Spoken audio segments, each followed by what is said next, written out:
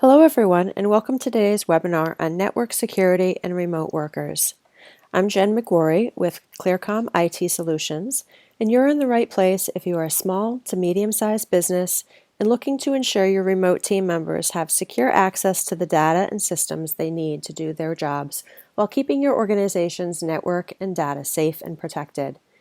If you have any questions during today's presentation, please type your questions into the chat so I can answer them as we go, and we'll also have time for additional Q&A at the end. If we don't get a chance to review your question, or if you have something specific you'd like to ask me, my contact information will be available on the slides. So in today's webinar, you will learn the number one security threat in your organization that antivirus, firewalls, and other security protocols cannot protect against, how remote working environments jeopardize your organization's security and data, and what you need to do to protect yourself, and what you need to make sure you include in your remote work policy. The threat landscape is constantly changing and can feel like a maze at times. My goal is to share with you the ways that you can educate your remote team and put protections in place so they don't expose your organization to increased cyber threats. By the end of this webinar, you'll have a pretty good understanding of how your team is set to handle this shift in working. I have some special bonuses I will make available at the end of this session. We have a remote workers checklist, which is a quick outline to determine if your business is ready for remote workers, and a sample remote work policy you can use as a base template for your team. So make sure you hang around until the very end and we'll talk about how you can get those free for your organization. Now before we get rolling, let me introduce myself. My name is Jenn McGroary, and I'm the Marketing and Administrative Coordinator at ClearCom IT Solutions, which is a managed IT service provider in Central Mass. I've been with the team since early 2018, improving communication with our clients, writing articles, and creating training programs for both clients and prospects in the marketing outreach. I've been working with small to medium-sized businesses for over 20 years, and I simplify online marketing and training concepts for my clients. I do the same as part of my job here at ClearCom. So ClearCom IT Solutions provides elite managed IT services for businesses across the East Coast area. For over 20 years, we've maintained the integrity and security of our clients' critical computer and network systems. We support our clients both remotely and on-site. Before the pandemic hit in 2020, we were just like most all other businesses, operating with our team working in the office exclusively. When things closed down and quarantines were mandated, like everyone else, we needed to shift to remote working. At the same time we moved our team to work from home, we were managing this remote working shift for many of our clients. Depending on the technology being used and the programs and software they were using, this isn't just a flip of the switch process. There were procurement issues for clients needing laptops for their team, evaluations of company networks to see if systems were set up for secure data transmission via VPN, or in other words, a virtual private network, and the like. However, we were able to help our clients through this period with a reasonably smooth transition, considering it was on such short notice. However, shifting to remote working on the fly can come with some steep security issues if you aren't careful, which we'll review next. In a perfect world, your remote team would run as smoothly as if they were in the office. Everyone would have access to the programs and data they need without any technical issues. In addition, your data and network would stay as secure as if everyone were still located inside your building. In reality, multiple users are accessing your network and data from multiple locations. Many of them may be on insecure personal networks or personal devices without the stringent safety programs typically installed when inside the controlled environment of your workplace.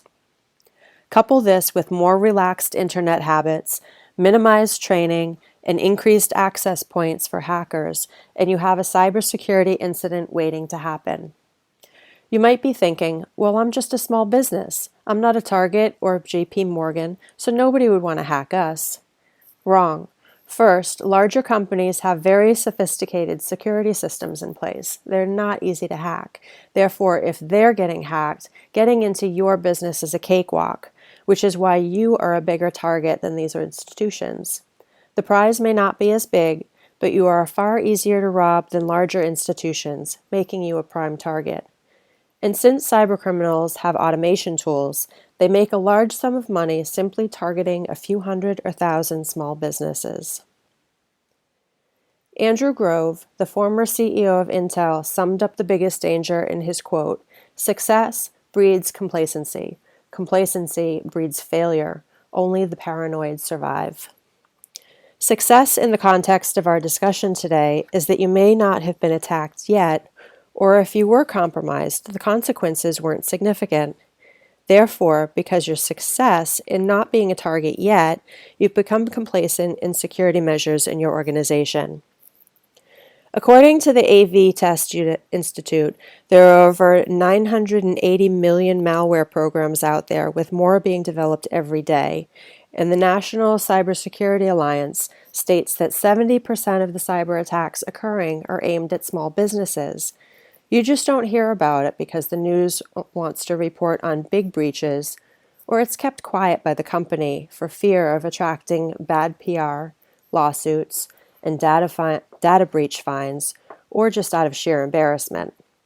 In fact, the National Cybersecurity Alliance reports that 1 in 5 small businesses have been victims of cybercrime each year, and that number only includes the crimes that were reported. Most small companies are too embarrassed or afraid to report breaches, so it's safe to assume the number is much higher. So some scary statistics regarding cyber attacks. 85% of breaches involved a human element. 61% of breaches involved misuse of credentials, and more than 80% of reported cybersecurity incidents are phishing related. Of those, about 60% of companies that suffer a cyber attack like ransomware go out of business, typically within the first year of the attack. Top cybersecurity incidents in the last 12 months include harmful viruses or malwares downloaded via email or from websites, unauthorized use of company PCs, networks, or mobile devices, theft of passwords and other personal information, and unauthorized access or hacking into a company network. So, what triggered this conversation? During the initial lockdown, businesses that wanted to continue operating had to rapidly shift to remote operations. Companies that had never encouraged or enabled remote or hybrid working were forced to scramble to get all of their workers functioning remotely or face shutting down entirely as lockdowns kept everyone at home. In addition, many employees lacked training in remote work, and many security teams had never handled remote security. Compact this with the increased levels of stress employees were coping with: health, finances, balancing work and childcare while everyone was home, and the like. Employees were generally more tired or distracted. As a result, they were 43% more likely to make cybersecurity mistakes that resulted in security repercussions for themselves or their company while working remotely. As many organizations begin resuming normal in-office operations, they're making decisions about what the future of work will look like. And for many companies, the future of work is hybrid. Remaining ready for remote work is a popular option for both companies and employees. However, many organizations learned a harsh lesson about remote work when lockdowns shifted everyone home.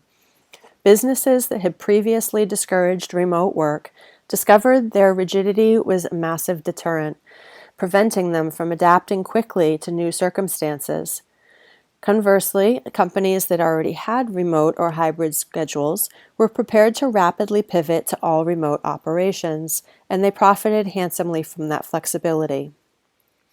Remote and hybrid work operations have become a popular and often requested perk by employees who discovered that eliminating commutes allowed them to be more productive and less stressed. Gartner reports that 85% of company leaders say they plan to allow employees to continue remote or hybrid work as we move forward. But flexible schedules and locations also bring risks of their own to the table. The threats I'm reviewing with you next are not wholly new attack techniques. However, some of them have become more prevalent with a remote working situation. The following 6 cyber threats we're likely to see targeting your remote workers would include attacks on availability. The increased dependency on remote access solutions, such as VPNs, may increase the impact of these attacks. Because internet traffic increased significantly when everyone started working remotely, denial of service attacks have more chances to be successful. These attacks are meant to shut down a network, making it inaccessible to its intended users, and therefore bringing work across the organization to a halt. Lost and stolen devices. This generally impacts remote workers who use public places to access the internet. Even though there is a small likelihood of this occurring, including specific rules in your remote work policy might be helpful to mitigate this issue. Data leakage, owing to an inadvertent disclosure such as accidental sharing, shoulder surfing, etc. Since the users themselves have been identified as a threat, there is a high probability of accidental exposure to a company's sensitive information. In addition, cloud-based file sharing platforms might cause confusion between what is personal and corporate data. Unauthorized access to sensitive corporate data. The goal in this attack is to access corporate resources and services with sensitive information accessed by remote workers. Attackers have increased their ways to exploit these conditions through human error and software bugs that may not be patched on remote users' devices. And the biggest, phishing attacks and stolen or leaked passwords. Initial access using phishing will remain the top attack vector, and the success rate is expected to increase with potentially fewer security controls and measures applied to remote users. Credentials are still the #1 goal for attackers to gain access to unauthorized resources. Before the lockdowns forced users into remote positions, these employees were used to operating in a highly secure environment that filtered most of these threats before they reached them. Email scams rarely reached the end user in an on-site secured network environment. There was no real need to ensure employees understood why they shouldn't click or download anything from unknown users, because they rarely, if ever, encountered them. Now, as employees connect remotely, that filter is no longer there, but their behavior hasn't changed. This lack of awareness of threats increases the risk of bad actors gaining access to your remote working team. Many companies have become aware of this and are turning to third parties for help. Security threat awareness education and testing for end users will become critical in the days ahead. Many companies were forced to rush and adopt cloud technologies as they transitioned to a remote work model in 2020. But a pivot to cloud services isn't something a company undertakes lightly. So instead of planning the move correctly, companies ended up with siloed cloud solutions and disconnected tools that may be redundant, overlapping, or creating a host of security risks.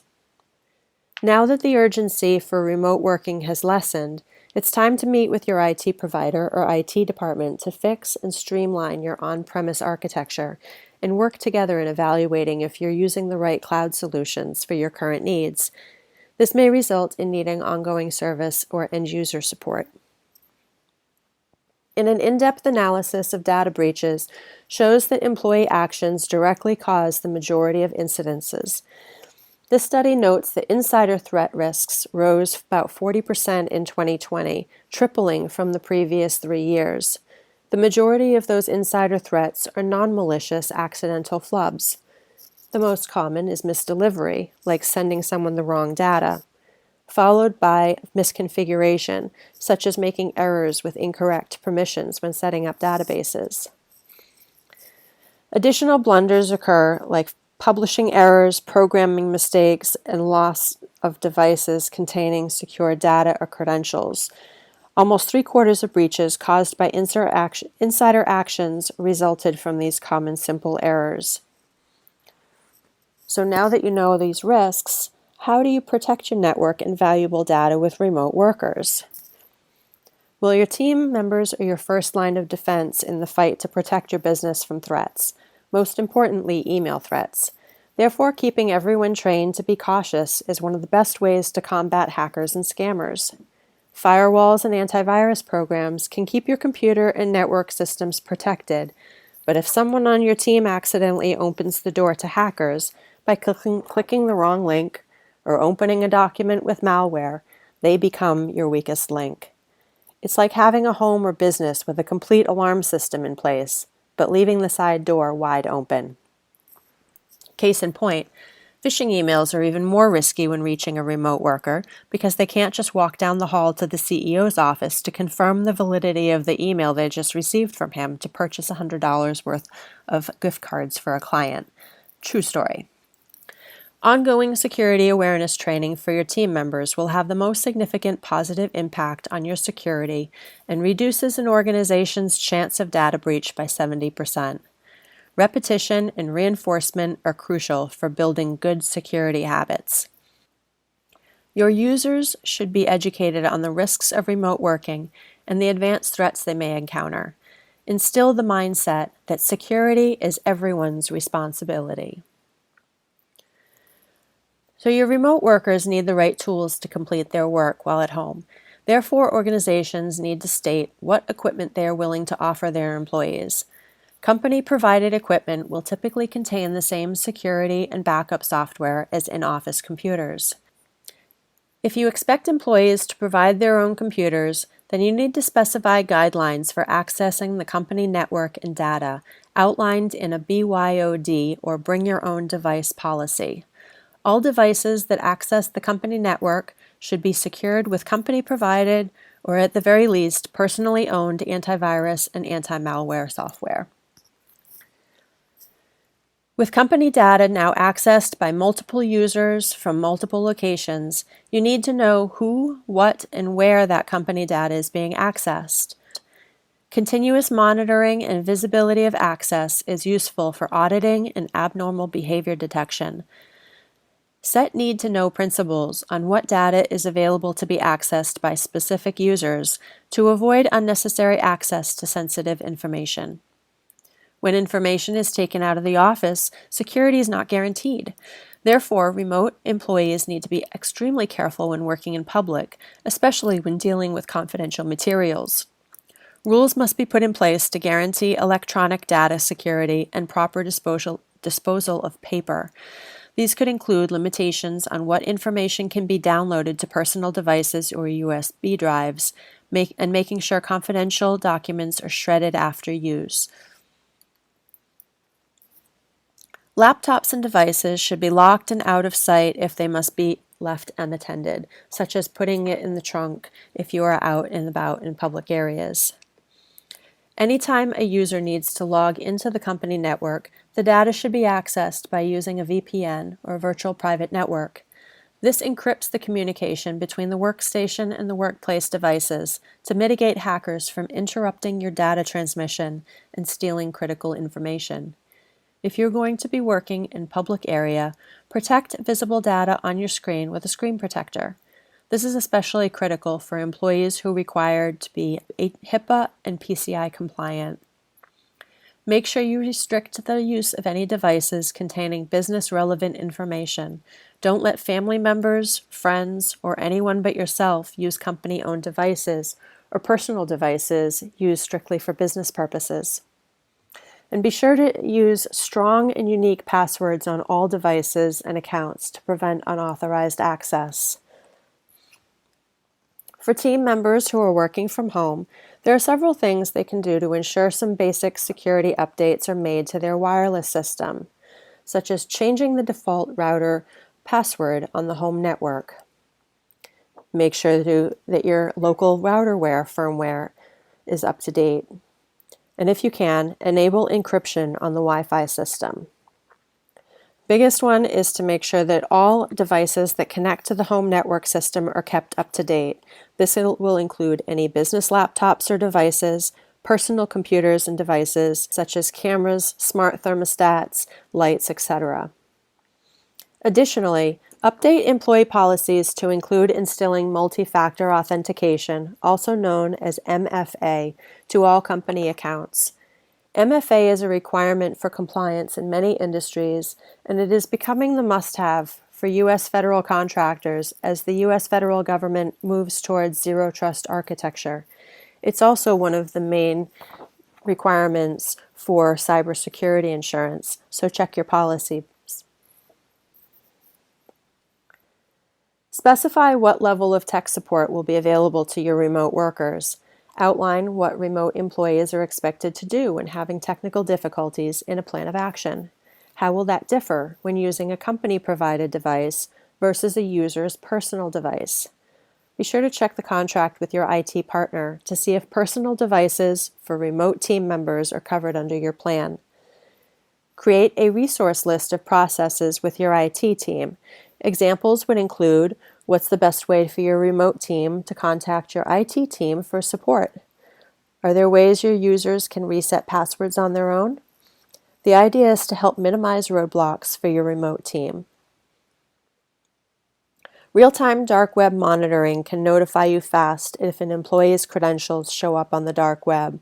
A leaked password can spell doom for an organization with record-breaking numbers of data breaches. Implementing MFA on company accounts can end up stopping more than 99% of password-related cyber attacks. So, although not specifically security related, I wanted to include some additional points to add to your remote work policy, such as availability or hours working and the responsiveness to clients and team members. Will the schedule be different for remote working positions? What is the expected response time for messages and emails between coworkers and clients?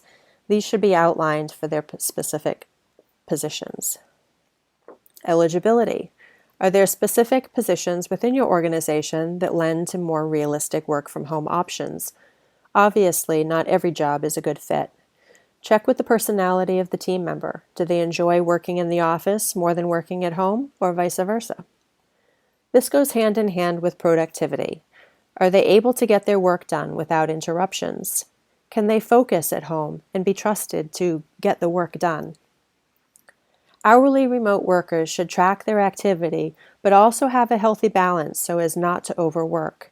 They should still be taking lunch breaks and encouraged to get up away from their desks regularly. There are often intermittent breaks away from work in the office as they chat with coworkers, get up and walk to somebody's office, etc. At home, that's gone, and people can get stuck sitting at their desks all day. I know that I have an issue with that. Included in this is a physical environment. Before granting permissions for full or hybrid work, an employer should determine if the remote worker's environment is suitable for getting the job done and doesn't pose any undue safety risk. Just because the employee isn't working in the office doesn't mean an employer isn't responsible for their health and safety. In addition to a safe work environment, is their workspace separate from the rest of the household so they aren't distracted by other family members, crying kids, barking dogs, etc.? Do they have sufficient internet speeds to work efficiently? And will they have access to all of the software programs and office supplies they need to complete their work? So I know we covered a lot here today. So you learned that your employees are your organization's number one security threat. But unfortunately, without education and ongoing training, your antivirus, firewalls, and other security protocols only protect you so much. We covered several ways remote working environments jeopardize your organization's security and data, and how outlining policies in a remote work document that is enforced will help protect your organization's data and network security. So as I mentioned at the beginning of this webinar, I have some free resources available that will help you implement what you've learned today. And you can request those at www.clearcomit.com/remote safety. The first is a remote workers checklist. This is a quick overview of some of the key areas we touched on today. You can go through the list to quickly see where your team stands now. I also included a sample remote work policy. This is a base template that you can use to fill out according to the policies in your specific organization. Anything that you include in this policy should be conformed to how your company operates as a whole. For example, if you are in a business with strict regulations, those need to extend to include your remote team, or you may be out of compliance. If anything we've reviewed here raised some red flags regarding your remote working team or how you have things set up, I welcome you to schedule a 10 to 15-minute call with our team to review your current situation and answer any questions you may have about your specific needs. And you can always reach out to me at 508-205-1114 or at our website, ClearComIT.com.